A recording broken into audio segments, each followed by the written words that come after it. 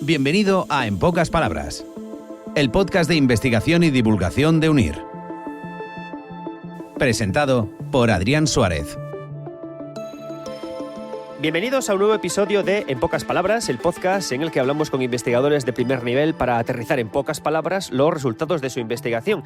Y hoy tengo a una persona muy especial porque tiene un proyecto que os va a gustar a todos mucho porque es una locura. Yo cuando lo estuve investigando para hacer este podcast dije, Dios mío, qué mal está el mundo después de ver los resultados de su trabajo. Tengo a Elías Saidjun, IP del Grupo de Investigación SIMI UNIR. ¿Qué tal, Elías? ¿Cómo estás? Hola, buenas tardes. Y tenéis el proyecto Hate Media, que es justamente eso, ¿no? Es un proyecto que ahora abordamos su estudio, pero así a modo de spoiler. Es un proyecto que cuando ves los resultados dices, madre mía, cómo estamos de mal en el mundo, cuánto odio hay y qué terrible todo. A ver, es un proyecto que lo que busca es analizar el fenómeno del odio en las redes sociales, en los medios digitales sobre todo, y sobre todo en los contextos de comunicación digital que utilizan estos medios informativos en la actualidad, redes sociales, espacios de comentario. Y a tu pregunta, bueno, no sé si estamos mal o peor que antes. Lo que pasa es que sí es cierto que, bueno, alguien me preguntaba en una entrevista anterior si ahora mismo odiábamos más que antes. Menuda pregunta. Yo creo que odiamos igual. El odio siempre ha existido desde Adán y Eva, si nos trasladamos a esos mundos. El problema es que hoy por hoy Adán y Eva no tenían redes sociales y hoy nosotros sí. Y además estamos viviendo un fenómeno en la actualidad en donde, bueno, también hay una creciente emotización, digamos, socialización, no en términos sociales, sino en términos de redes sociales. Todo lo comunicamos como si fuera una red social, inclusive en los escenarios offline. Para aterrizar lo que es Hate Media, el resultado de vuestro trabajo dentro del grupo de investigación SIMI UNIR, es un proyecto en el que habéis analizado más de 1 millón de mensajes recolectados en enero de 2021 en varios medios de prensa digitales, entiendo que de España. Son mensajes emitidos por medios españoles, ¿verdad? Sí, a ver, nosotros tuvimos 2 procesos. El primero es el que estás mencionando tú, que levantamos en enero de 2022. 21, tenéis puesto la página. 21. Enero de 2021, 1 millón de datos que etiquetamos manualmente. Espera, uno a uno. O sea, fuisteis vosotros a redes sociales y fuisteis buscando 1 millón y pico de mensajes de odio. No, recolectamos más de 1 millón 100 y pico de mensajes. Pero cada uno de esos mensajes los revisamos manualmente para etiquetar que si había odio, no odio, tipo de odio e intensidad de odio. Acabaríais contentísimos, ¿no? Después de este proceso diríais, el mundo está... Bueno, acabamos... A ver, el principal resultado de ese trabajo fue que pudimos ir desarrollando una primera versión de algoritmo de clasificación de odio, que al final es el que se está utilizando dentro del monitor. Claro, porque la idea es esa. Primero cogéis una gran muestra, en base a eso etiquetáis, con eso le programáis un algoritmo, le ponéis cabeza y cuerpos al algoritmo y luego sacáis una serie de gráficas que se pueden ver en hatemedia.es en el cuales identificáis, ¿no?, qué tipo de odio hay en estas redes sociales. O sea, para marcar, ¿no? Antes de nada tengo que preguntarte, volviendo a lo que hablábamos antes comentabas que no es que ahora se odie más, ¿no? Pero creo que sí que es cierto, y te lo tiro a ti que eres el experto en odio, si se puede decir así, que el odio es una cosa que es como una especie de bola de nieve. Es decir, si yo odio un poco, pero tengo más gente que odian conmigo, funcionan de amplificador, en este caso las redes sociales, el odio se incrementa mucho más y sale de rebote gente que odia lo que yo odio y salen nuevos odios. Por eso te pregunto, ¿las redes sociales hacen que se odie efectivamente más o no? O sea, como decías tú, se odia lo mismo y no hay ese efecto colateral. A ver, las redes sociales ayudan a focalizar y a hacer mucho más viral y mucho más impactante el odio que yo transmito a través de estos espacios. Incluso a validar el odio. A darle más valor al odio o a la no veracidad o a la desinformación que a los elementos veraces y al respeto, por ejemplo. ¿Por qué? Porque las redes sociales son espacios emocionales. O sea, cualquier persona generadora de contenido, creador de contenido, y ya ha pasado bastante tiempo, las redes sociales se mueven en base a la capacidad que tú tienes de movilizar emociones. Y las emociones positivas movilizan menos que las negativas. Eso es así. O sea, eso no eso es tal cual. Por tanto, si yo utilizo esto y además de eso, los algoritmos que a mí hacen que me llegue una determinada información de acuerdo a las reacciones que yo hago, contribuyen a focalizar o a agrupar mejor esos contenidos de odio, pues obviamente termina posicionando narrativas. Y esas narrativas terminan repercutiendo en la cultura democrática, terminan repercutiendo en todo lo que tiene que ver con la creación de opinión pública, y termina en un escenario quizás como el que nos encontramos hoy día, en donde la gente le da más veracidad a una desinformación o a un comentario incívico que a uno que sea veraz y además que sea respetuoso, porque lo respetuoso no es emocional. Es que es terrible, ¿eh? Me lo cuentas y es que se pone un panorama. Vosotros habéis analizado 5 tipos de odios, que son el odio general, que me hace mucha gracia, en plan odio porque sí, odio político, odio sexual, odio misógino y odio xenófobo. Elías, tengo que preguntarte, me imagino que cuando empezaríais con esta investigación, en tu cabeza pasaría la pregunta o la idea de ¿qué odio percibiríais más? ¿No? O sea, me imagino que diríais, bueno, yo creo que voy a encontrar más odio. Tengo que preguntarte, en primer lugar, ¿qué odio era el que tú que creías que ibas a encontrar más? Y si es tal cual el que apareció, o te llevaste alguna sorpresa. A ver, nos llevamos varias sorpresas. En primer lugar, nosotros contemplamos inclusive más tipos de odio. El odio religioso. Actualmente nosotros nos concedieron recientemente un nuevo proyecto que va en la línea de Hate Media, que no hemos sido muy creativos en cuanto al nombre, que ahora se llama Hate Religion. Bueno, está bien. Estáis haciendo un nombre más. Sí, claro. El odio, que era el odio religioso. Nosotros asumíamos que iba a haber una buena representación de odio religioso, de odio xenófobo, de odio misógino y de odio sexual. Que es lo que nos llevamos, digamos, como elemento llamativo, que al momento de la clasificación del odio a partir de ese etiquetado de 1 millón y la recolección posterior de más de 10 millones de mensajes durante 2021-2022,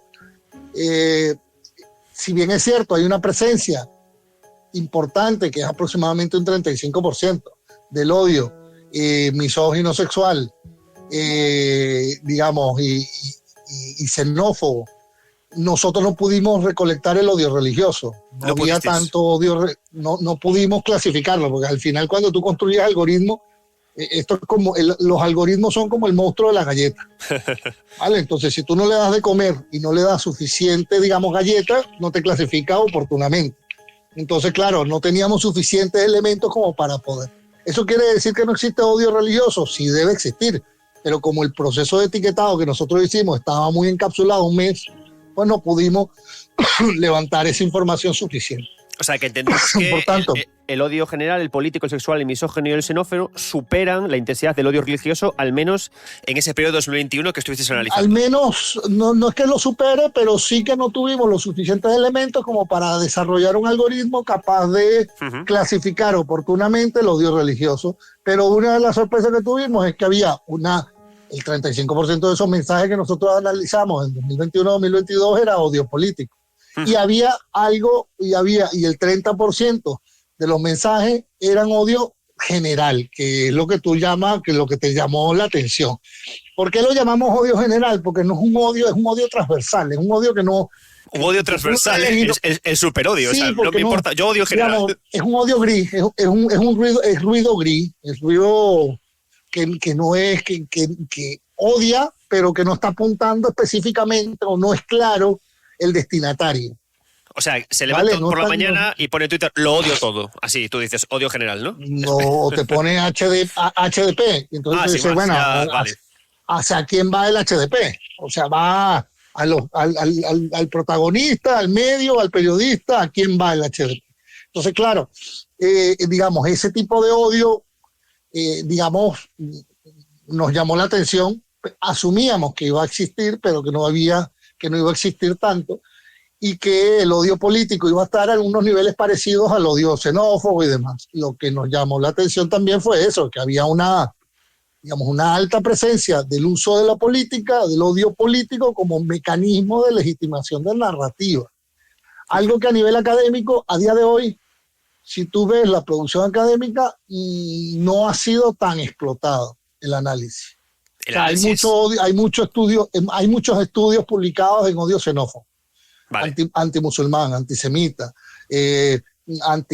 contra las comunidades LGTBIQ+, pero no hay odio, no hay tantos estudios orientados al odio político. Claro, entonces, claro, eso es llamativo. Cuando me contabas eso, claro, estaba pensando que al final, y ocurre, por ejemplo, con los partidos que ocurren en España, que muchas veces el odio xenófobo se valida a través de la política, porque hay muchos partidos en España que usan esa carta para tirar hacia un sitio o hacia otro. Entonces, ¿cómo discriminasteis el odio político del odio xenófobo cuando se daban estas circunstancias? ¿Lo metíais en odio general, más en uno o en otro? No, a ver, todo mensaje tiene varios tipos de odio. O sea, en un mensaje no suele haber un único tipo de odio, pueden haber más de un tipo de odio. Otra cosa son las intensidades, que cada mensaje puede tener máximo un tipo de intensidad, pero yo puedo publicar un mensaje que tenga odio xenófobo, sexual y político, por ejemplo. ¿Por qué? Porque tal vez estoy colocando un mensaje en donde diga algo, un comentario incívico malintencionado, insultante o amenazante hacia, no sé, hacia el sistema capitalista o hacia los progres, por ejemplo. Pero yo puedo decir, este progre, un comentario de odio, un insulto, y además hablar de mujer. Entonces sería odio político y misógino, por ejemplo.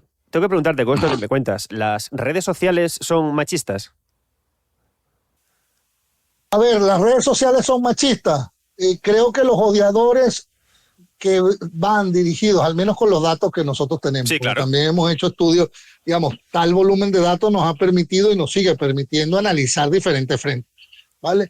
Hemos hecho estudios sobre el odio político dirigido hacia las mujeres que ejercen en dicha profesión. Y la mayoría de los odiadores que atacan a las mujeres políticas mencionados asociadas a las noticias suelen ser hombres. Y las critican no por su profesión, sino por su condición de mujer. Sí, al menos en los casos que hemos estudiado, los casos de estudio que hemos hecho, la mayoría de esos usuarios, los perfiles suelen ser masculinos, que atacan a esas mujeres por su condición de género, porque las cosifican como mujeres y desacreditan su capacidad profesional a la hora de ejercer sus funciones, acusándolas de corruptas, acusándolas de otros tipos de elementos que pueden ser considerados incívicos o malintencionados. Claro, ¿y qué notaste? Bueno, empieza a haber una generación de odio, en este caso, odio machista, odio misógino, odio contra las mujeres, como te estoy comentando. De estos odios que tú has detectado, el odio político, el sexual, el misógino y el xenófobo, ¿cuáles de estos odios representados en tweets generan más respuesta y más movimiento? ¿Cuáles notas tú que, cómo decirlo, que la gente tiene más ganas de odiar con ese odiador y responde más? A ver, en términos generales, el odio político suele ser uno de los que más, el que más, digamos, puede generar una reacción. Es cierto que todo odio, todo tipo de odio, como tiene un eje vertebrador, que es la parte emotiva, negativa, y las redes sociales se mueven en base a más viralización, más contenido a través de mensajes emotivos preferentemente negativos. Entonces, inicialmente, pues el odio como tal genera muchas reacciones, sí. El odio político en especial genera también muchísimas, sobre todo teniendo en cuenta que estamos en un país que cada vez más se ha polarizado. Claro, es que te iba a preguntar por eso, porque es que cada vez la política en España es más de titulares, más de odio, más de... Y lo peor, por lo que me cuentas, es que parece como que es algo pensado. Es decir, los políticos cuando salen en la tele van a por el titular y a por el grito y a por el odio, porque consiguen, como ves tú, como has analizado, que es lo que más se viraliza y al final es lo que interesa, mover el mensaje y no se cambiará el mensaje político, no será un mensaje amable o más suave nunca, justamente por las redes sociales y la forma en la que se viralizan las cosas. Sí, yo creo que, a ver, hay varios factores que estamos hablando aquí. En primer lugar, creo que lamentablemente nuestra sociedad cada vez se ha convertido más en una red social. O sea, Sí. como te decía, como te he comentado antes, creo que uno de los grandes problemas que tenemos a día de hoy en nuestra sociedad es que las comunicaciones las hemos, digamos, la forma de comunicar en las redes sociales ha inundado otros espacios de comunicación offline y no asociados a las redes sociales, porque bien sea actores políticos u otros, lo que generan es confrontación, generan, digamos, reacciones. Van a por esas reacciones, no me importa si son negativas o positivas hacia mí, pero mientras a mí me sigan manteniendo, digamos, dentro de una visibilidad, pues tengo una relevancia social, y eso lo hemos visto en las últimas elecciones europeas, donde hubo candidatos, no solamente en España, en Italia también, no en Italia, en Grecia también, donde youtubers o influencers o falsos influencers o como lo quiera llamar, de un corte de ideológica de extrema derecha, pues resultaron teniendo escaños. Claro, por eso. ¿Y por qué tenían los escaños? Básicamente no era por una propuesta, no estaban ofreciendo, digamos, una solución, digamos, en términos políticos tradicionales. Lo que estaban era expulsando una cantidad de mensajes que lo que buscaban era inflamar la opinión pública, reafirmar, digamos, pensamientos de cada uno. Finalmente, las redes sociales que se caracterizan, como ya dije antes, lo emotivo, pero además son homofílicas. Digamos, hay fenómenos que ya están muy estudiados dentro de las redes sociales, como la campana, el efecto campana que tiene las redes sociales. Es decir, yo me meto en las redes sociales no es para deliberar con el otro, es para reafirmar mis propios fantasmas inclusive. O sea, y además los algoritmos lo que hacen es alimentar esos fantasmas. Si a mí me gusta ver gatos, pues siempre voy a estar viendo publicidad de gatos, mensajes de gatos, podcast de gatos, vídeos de gatos. Claro. Y claro, si yo me meto, yo no conozco a nadie o si los conozco sería muy poco. No conozco muy pocas personas, por decirlo en esos términos, porque debe haber algún error estadístico. No, pero no conozco a muy pocas personas que se metan en foros de derecha siendo de izquierda y viceversa. Porque lo que quieren es confrontar con el diálogo. Ahí te voy con eso. Por lo que estás contando hasta ahora, a mí se me está haciendo la película, la idea de que la ultraderecha suele trabajar con mensajes de odio. Es como con lo que llega. Los mensajes de odio, como estamos viendo, se viralizan mucho por redes porque provocan el efecto campana de que se mueva. Con lo cual, los algoritmos favorecen a la ultraderecha si se están manejando con mensajes de odio para moverse de forma viral. Yo no lo haría únicamente de ultraderecha. Es cierto que hay estudios, inclusive no solamente estudios que pudiésemos nosotros acreditar con base en nuestros datos, sino también otros estudios. La revista, si no me equivoco, Nature publicó también un trabajo, una entrevista a un investigador de los Estados Unidos, que él decía que el tema no iba de izquierdas a derechas, sino de movimientos de ideológicos de extrema. ¿Qué es lo que pasa? Que las redes sociales a día de hoy, la presencia de mensajes de odio de extrema izquierda, proporcionalmente hablando, es menor que la extrema derecha. Vale. Él hablaba de una relación de 4-1. Entonces, claro, es muy evidente que los movimientos o los movimientos políticos o grupos sociales de extrema derecha han venido aprovechando estos espacios, porque son espacios que muchas veces tienen problemas de moderación, favorecen esa canalización, esa viralización de esos mensajes emotivos negativos. Y además de eso, ahora mismo los dueños de estos medios se declaran, digamos, defensores de la libertad de expresión a toda costa, todo vale. Entonces no hay verificadores a día de hoy en X, desde hace un par de años. En Facebook tampoco hay verificadores, ya los están desmantelando.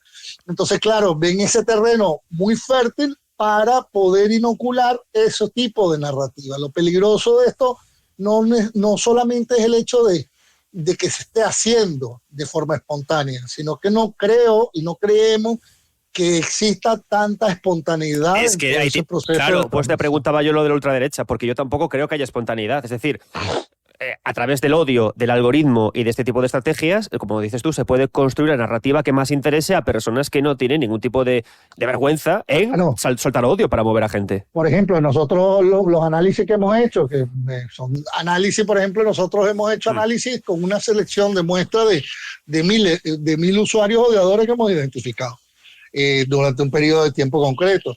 Y son personas, lo peor no es que no son influencers, no podemos llamarlos influencers, pudiéramos llamarlos cantamañanas oficiales. No, digamos, en términos académicos serían usuarios que intentan a toda costa aparentar que son Adrianes o Elías, gente que tiene muy pocos seguidores y muy poca gente que sigue, que no necesariamente son bots, porque son usuarios que tienen más de 4 o 5 años dentro de las redes sociales. O sea, no son usuarios que se crearon ex proceso para desarrollar una determinada campaña. Y además de eso, no suelen, o entre otras características, no suelen mostrar la ubicación geográfica donde se localizan, ¿vale? Y suelen ser usuarios que intentan aparentar ser uno más, digamos, dentro del debate. Eso guarda relación con estrategias de movimientos mucho más complejos que hay detrás dentro de esa divulgación. Yo creo que sí. O sea, hay unos intereses, sí, de posicionamiento de argumentos económicos, de posicionamiento de argumentos políticos, ya sea de izquierda o de derecha, que lo que busca es crear un marco narrativo dentro de la opinión pública que legitime la presencia de determinados movimientos políticos o económicos. Hay una cosa muy interesante que has mencionado ahora, que parece como que relacionas el anonimato con el odio. Que ser anónimo facilita el odio, facilita estos planes no espontáneos de vomitar odio por redes para atender a un u otro plan. Recientemente se ha mencionado la idea de reducir el anonimato en redes sociales por parte del gobierno. ¿A ti te parece que es una buena medida para rebajar este odio? La idea de que la gente que comente esté verificada, se sepa quién es, ¿eso rebajaría el odio o por lo menos daría un poco más de vergüenza a odiar? A ver, técnicamente hablando, todas esas medidas creo que son positivas. El problema es que estamos poniendo medidas locales o nacionales en un problema global. Hay estudios que hemos hecho, sobre este tema y además hay otros informes desde inclusive si uno se va más atrás, de las primeras elecciones cuando gana Trump contra Hillary Clinton, con Cambridge Analytica y todo el uso de las redes sociales para inclinar la balanza hacia uno u otro lado. Sí. Cosa que también lo hemos vuelto a ver en el caso de las últimas elecciones de los Estados Unidos. Pero los datos que tenemos es que muchas veces esos odiadores no se encuentran en España. Claro, se encuentran en Filipinas, se encuentran en México, se encuentran en Venezuela, se encuentran en Estados Unidos, se encuentran en Rusia. Entonces, claro, vale, hay que obligar a los usuarios, pero esas son medidas que deberían ser también tenidas en cuenta en un plano global. Pero no interesa. Tenemos un marco regulatorio, lo que pasa es que primero hay una correlación, digamos, muy cercana entre la política y la economía. Claro. Por así decirlo, y eso lo vemos hoy día en los Estados Unidos, cuando ves a Elon Musk sentado en la Casa Blanca. Y para ¿vale? taxi. Con una capacidad de acción. Claro. ¿Vale? Pero también debe tener en consideración que, digamos, actualmente el marco normativo va atrás de esos avances y esas evoluciones tecnológicas. Entonces, deberíamos plantear, y eso es algo que quizás es muy disruptivo a día de hoy. He estado en foros en donde hablaban de los derechos humanos en estos tiempos. Y yo le planteaba a una experta de derechos humanos, de tecnología y derechos humanos, en un evento que tuvimos en Washington que yo asistí, que si no era necesario pensar en una nueva versión de la Carta de los Derechos Humanos. Uh-huh. O sea, el derecho a una información en las redes sociales, o sea, meter la variable redes sociales y comunicación digital dentro de mi derecho humano, porque es la única forma de poder establecer mecanismos legales y regulatorios que permitan castigar o establecer sanciones punitivas hacia ese tipo de estrategias deliberadas aparentemente anónimas. ¿Por qué? Porque a día de hoy nos pasa un poco como el Capone. ¿Por qué? Porque no estamos castigando al odiador por ser odiador. Estamos castigando al odiador por temas de privacidad de datos. Estamos castigando al odiador por otros tipos de contextos y no por el hecho de odiar. ¿Vale? Yo soy ciudadano, ¿por qué? Porque yo tengo unas obligaciones y tengo unos derechos y yo tengo que ejercerlos. Yo no puedo ejercer la libre expresión, la libertad de expresión como una bandera sin derechos ni deberes. Al menos yo lo considero así.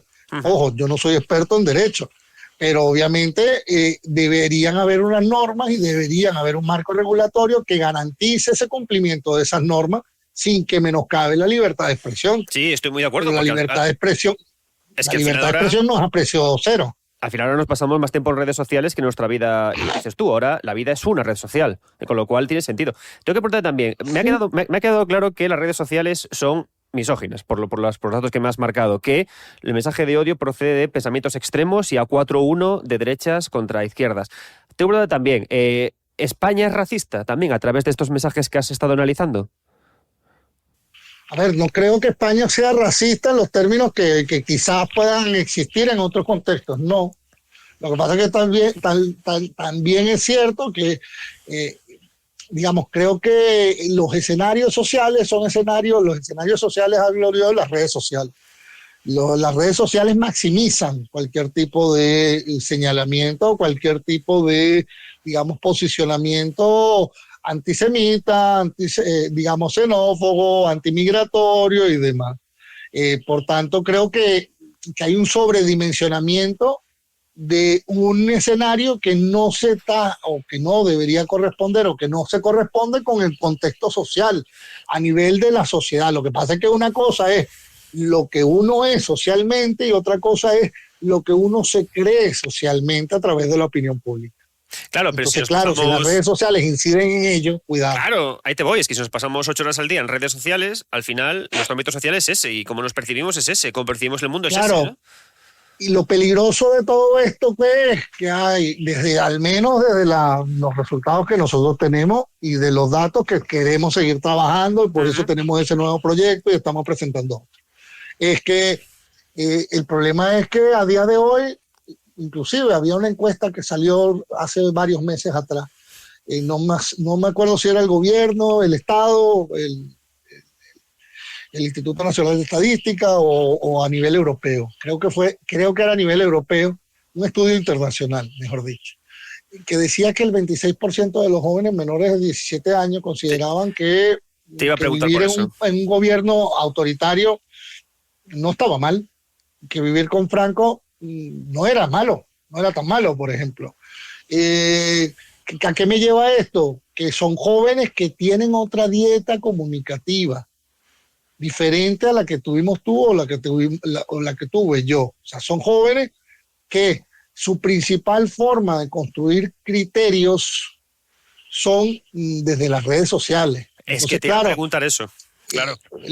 Las redes sociales se van dirigiendo no tanto a personas de 45, 50, claro, 60 años, se están dirigiendo hacia jóvenes que están formándose unos criterios políticos y ciudadanos, y que a los 14 años es muy peligroso que ellos comiencen a asumir como válidos unos argumentos odiadores, desinformadores, que lo que tienden es a legitimar ese tipo de escenario. Entonces tú te encuentras con jóvenes en donde básicamente te dicen cada cosa que te sorprende.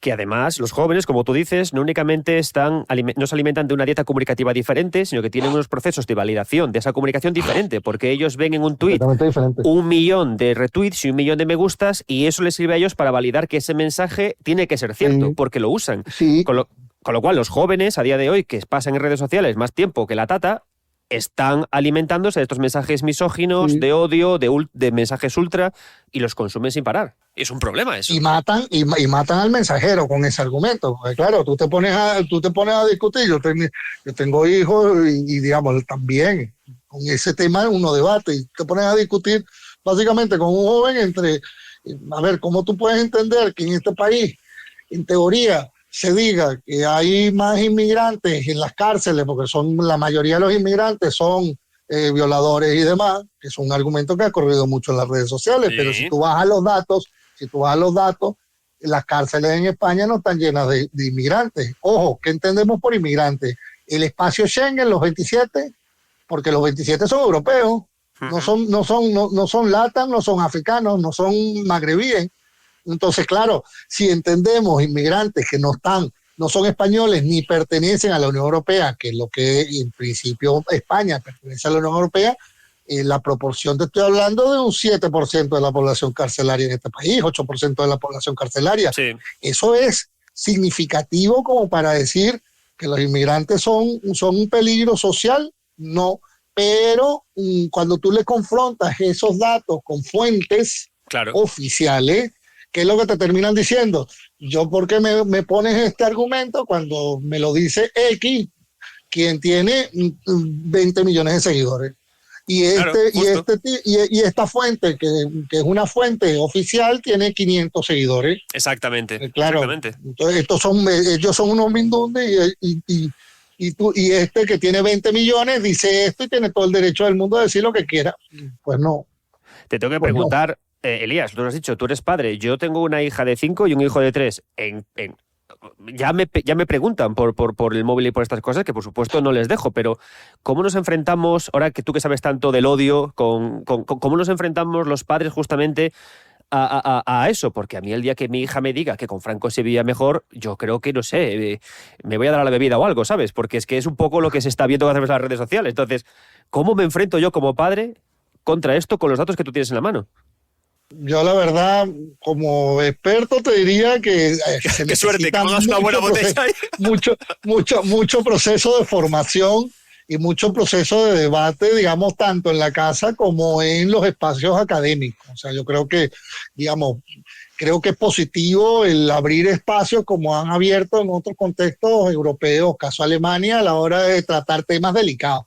Creo que es necesario dentro de los programas educativos como tal. Claro, como padre, ¿qué te puedo decir? Es necesario, digamos, confrontar. Es necesario confrontar y no tengo, digamos, no puedo decir que tenga la respuesta porque, claro, estoy conviviendo con adolescentes. El mío uno tiene 14 y la otra tiene 10. Lo tuyo es peor, pero claro, bueno, yo estoy un poco más adelantado que tú lo tendrás igual. Pero claro, sí estamos conviviendo con un escenario en donde tú dices, bueno, o sea, por ejemplo, el tema de actores de extrema derecha que han tenido, digamos, un posicionamiento, digamos, muy relevante dentro de los jóvenes, que tú los ves y tú dices, bueno, es que no, o sea, tú verdaderamente te vas a la fuente, tú verdaderamente no te das cuenta, y eso es algo que yo trato de confrontar muchas veces con mis hijos y con gente joven dentro de esos contextos. ¿A ti no te llama la atención que esa persona diga algo y que tú le veas un perfil que esté orientado con esvásticas o con mensajes de extrema derecha?